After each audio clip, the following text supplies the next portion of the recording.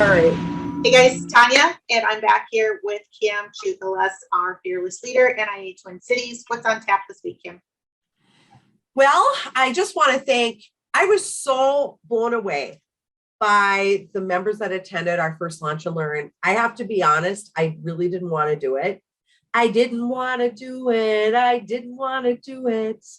Couldn't do a weekly update with a little song. At any rate, I was encouraged to do so because I really want to get our groups up to a new level as soon as possible. Yeah. And I was blown away by the support. I didn't coach one member to say anything, the encouraging things, the love they have for NIA. I really, really think we'll probably get 3 new members out of this. We for sure have one. And we didn't have a lot of guests for the first one, which it doesn't matter. You know, it's quality over quantity. But there was a nice turnout NIA members where we got free pizza and a drink and got to network a little bit. I was just touched. I was so touched by, I could just tell how happy everybody was. It made me so happy. Nice. So I wanted to say September 7th is our next one, 3 to 4:30 at Cowboy Jack's. I really need at least 5 NIA members there. I really need you guys to RSVP on the event page on your app. I don't need 20 of you. I'm not going to tell 20 of you can't come. If you really want to come, I want you there. But I really need like a half a dozen to be there because what I've been hearing from the guests is what they really loved is they got to get a feel of the members and the quality of the members and meet me and learn about and network. So having you guys there is really, really important. It makes sense. Yeah. And it doesn't, I always thought, if I don't have this one-on-one time, then I'm not going to know. They loved it because they saw a bigger picture. So I'm really fired up about this. So what I want to say is please RSVP. Anybody's welcome. The more the merrier. I don't want you to feel obligated. You need to come, but you get points for coming. September 14th, I'm having one at People's Organic Eden Prairie at 7:30 a.m. to 9 a.m. And September 21st, we're having, September 22nd, we're having a Launch and Learn at Cowboy Jack's 3 to 4:30. So they're all on Eventbrite. Okay. If you want to spread the word to people interested, they can go on Eventbrite and register. If you put networking or network in action, you can find it pretty easy. Or give them my email and I can get them set up. Hey, quick tip. Quick tip. If you go out there as a member and you register on Eventbrite for one of these events, you get the option to then follow Kim on Eventbrite when she has new events. So now you don't have to hunt and peck for all of these other events. You'll be going right to her section. So it'll make it much easier to see what she's got coming up and what she's I don't mind if you register on Eventbrite. I just thought the app might be easier, but as long as you register, what happened is I had room for 15 and we had like 20 some people, which is great. I'd rather look full than empty. Yeah. No harm done. It was one of my best days ever. So I'm not saying that, but it's just good for me to be prepared for food, for size, for groups, for tables, things like that. Yeah. But I can't even thank you guys enough for coming. And I was so touched. It really was great. Nice. I know, Tanya, you would probably join us on 7th. And I have a way bigger, because I've had more time to market it. I have more guests coming the next one. So the worst thing that happens is you meet fellow NIA members and network, but it's really good. Yeah. So thank you for that. Thank you for that tip, Tanya. Yeah. We want to talk, speaking of tips, our tip of the week. So some of you are into the app, some are you not. It's okay. But the most important thing about the app are 2 things. The rest are bells and whistles. They're tools. They're fun. No one's going to get kicked out for not being high in the scoreboard. They're just tools. But the most important things are RSVP into events. So I know you see them. So I know you're coming. And the other most important thing is referrals. Okay. The referral button, as you can see there, is when you pass a referral, there's a status. So why is it important? Why is it important to update the status? Well, there's many reasons. Number one, I don't know if you guys have CRMs, but this is your CRM. It keeps your leads organized. It's a spot so they don't get lost. How many people lose a business card or an email? So it's a really great spot to keep them organized. Also, changing the status, it's either new, which is a new new referral. Mm-hmm. Pending means I've reached out. I'm supposed to follow up in 3 months. I'm supposed to follow up next year. We're having coffee next week. Pending means the meeting hasn't happened or it's happened and it's not been determined whether or not you're doing business together. Yeah. If in doubt, keep things at pending because then they're organized, you know, to keep in touch. Right.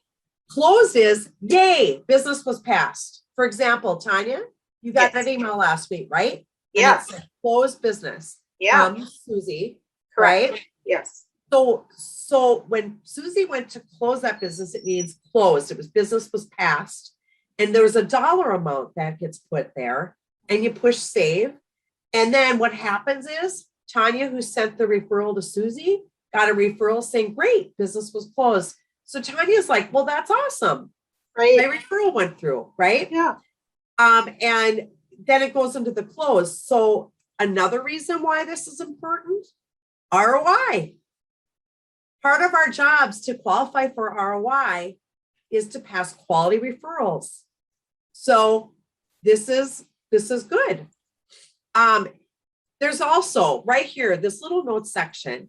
This is not required, but when somebody sends you a referral, they're going to put in the notes. They're going to put in the notes, you know, this is so-and-so personal professional information, things that you need to know to develop a rapport and to help generate possible business with them.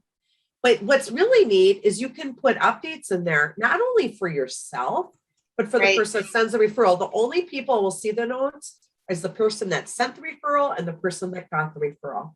So for example, Tanya, if you sent me an email and said, hey, I talked to so-and-so, they own a carpet cleaning business. They're from North Dakota too. And she has a poodle and loves to sing and drink martinis. And they put it in there. And when I call, I have some common things to talk about. I know that maybe they've been in BNI. So I know they're used to referral, closed networking, things like that. And I could go in there and put 8:31, emailed her. We set up a time to have coffee mid-September, let's just say. And then I could, after the coffee, I could put a note, hey, she's really interested, cannot attend September's event, but really wants to visit in October. And then in October, I can say, hey, I talked to her. She's not going to be ready till the first of the year, but is seriously looking to join in 2022. I mean, sometimes people have to finish out or things like that. But I could continue to put notes in there, not only for me. I mean, if you have a CRM, you can do that. But if you don't, this is a great way because sometimes don't you go, when's the last time I reached out to this person? Right. You don't want to be buggy, but you want to be attentive. So you can track your progress and your notes in there if you want.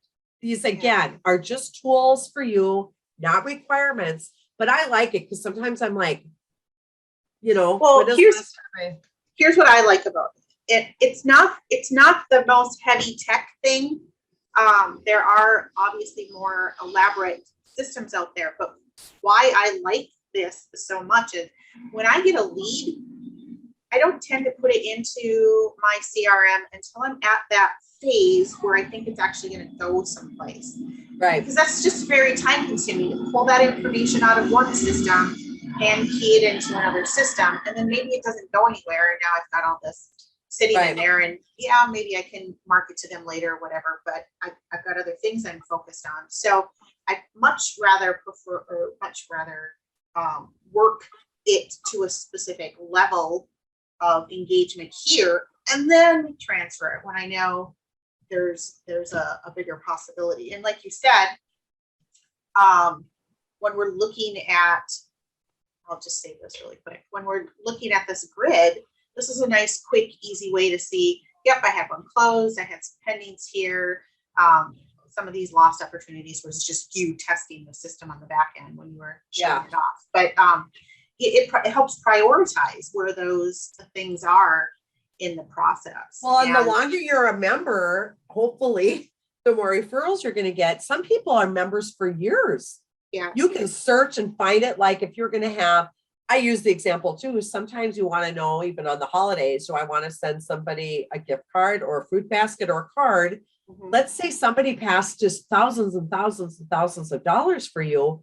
or you're meeting them for coffee and you want to know like what's going on. So it's just, you can use the tool for a lot of good reasons. But there were a couple of things that brings us up.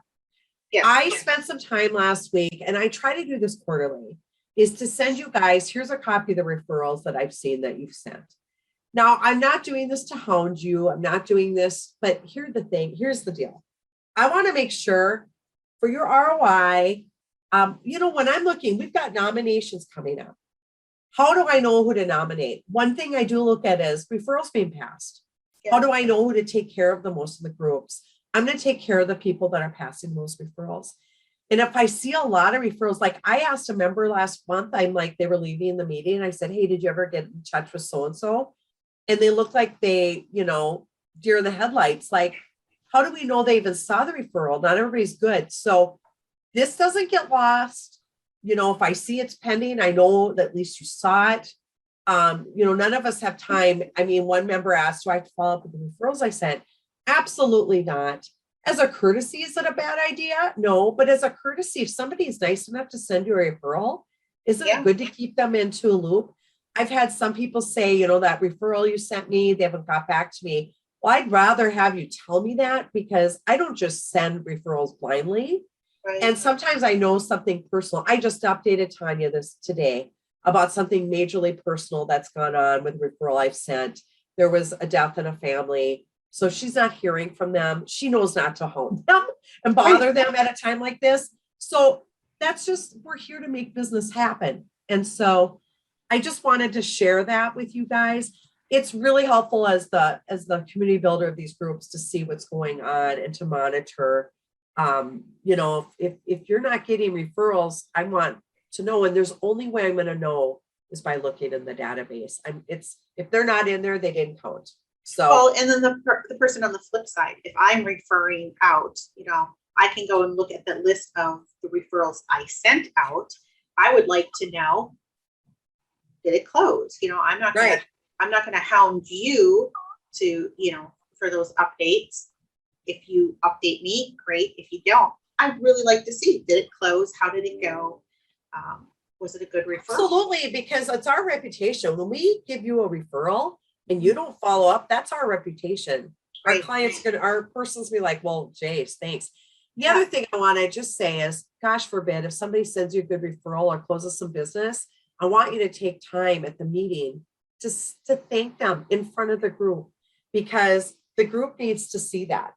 I mean, it's really, you can send them a personal thank you, but in front of the group, to me, is way better, because I'll get better about that. I've got some good people that. Well, you know what? We need to recognize that people are passing business in our group. Yeah. Because then people are like, wow, if they don't know. Yeah. Only I know and you know, right? Yeah. Okay. So the other thing is, another reason, the one thing I look at when picking up a member spotlight is referrals pass. That's another reason I'll be monitoring them. And I just want to make sure I'm taking care of people that are taking care of the group. But nominations for member spotlight, it's coming up. So I haven't seen one yet. So there's got to be somebody that's done something good for you in the group. So send me an email. And again, they will be, if they're not selected this month, they will not be thrown out of the pot. And what we'll do is we'll have a member spotlight every month. As you guys see, we've been fussing over Tanya, putting the nomination information in it. We'll interview her at the end of her reign. And then at the end of the year, the people that were member spotlight, we're going to have a ballot and have everyone vote for their favorite member. We're going to have a member of the year. Yeah, awkward. With my signs. So yeah, but I think it's a great honor. So I have lots more news for you next week because it will becoming the beginning of the month with fourth quarter, guys. Holy cow! This is a quieter meeting because we don't have any events this week due to the holiday. I knew people would be busy, but I can't express to you enough how much I need help promoting these launch and learns, and how I really need a good half a dozen of you there to support the event and know how much it benefits you to get good members. You're going to benefit so much, and your members, your fellow members will too. But that's it for today. We'll be back next week, right, Tanya? Yes, maybe a little later in the week with the holiday, but we'll be back. Yeah. Yeah. So if you guys have any questions, let me know. Thanks again. Love you lots. Thanks, Kim.